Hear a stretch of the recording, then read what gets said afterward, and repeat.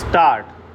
The present application is now filed for seeking amendment of the plaint. I have heard the learned counsel for the parties. Learned counsel for the plaintiff submits that the amendments which are now being sought are as a consequence of the addition of defendant number 2 as a party. It is further stated that no admission is sought to be withdrawn and no relief is sought to be added, which is barred by time. Only an additional relief of possession is being sought. He also relies upon the judgment of the Supreme Court in the case of MS Estrella Rubber versus Das E State Private Limited, AIR 2001 SC 3295, to submit that every amendment of pleading is to be allowed where such amendment is required for proper and effective adjudication of controversy between the parties and to avoid multiplicity of judicial proceedings subject to certain conditions, such as allowing amendment should not result in injustice to the other side. A clear admission should not be allowed to be withdrawn, and a time barred claim cannot be allowed to be raised. Learned counsel for the defendant has opposed the application and submitted that the proposed amendment seeks to amend every para of the plaint. The application does not mention which portion of the plaint is sought to be amended, what is being added, and what is being deleted.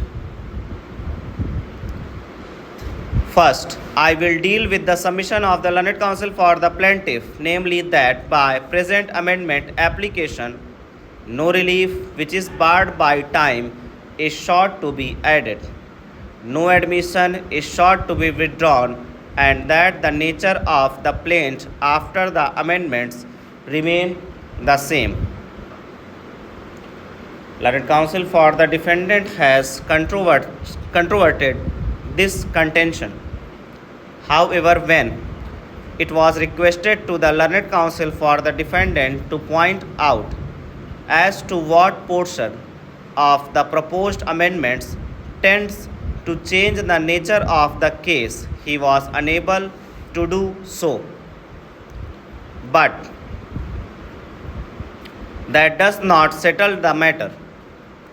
The amendment is proposed virtually tantamount of substituting the whole plaint with a virtually new plaint. A perusal of the proposed amendments would show that each and every para of the original plaint, namely paras 1 to 18, are sought to be the case originally pleaded by the party and what was the case pleaded by way of amendment. At times, this would be immense utility to the judge adjudicating upon the credibility of the case set out by the party going at the trial.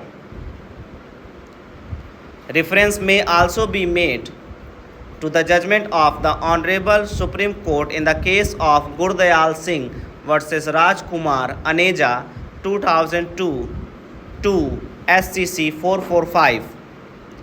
In para 13, the Honorable Supreme Court held as follows: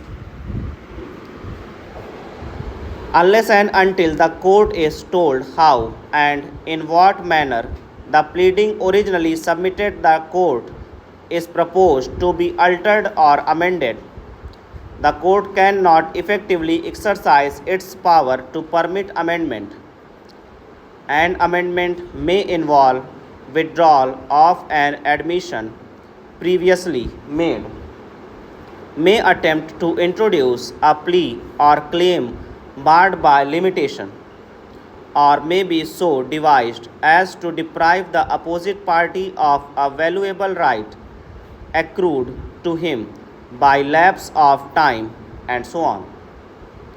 It is therefore necessary for an amendment applicant to set out specifically in his application seeking leave of the court for amendment in the pleading as to what is proposed to be omitted from or altered or substituted in or added to the original pleading.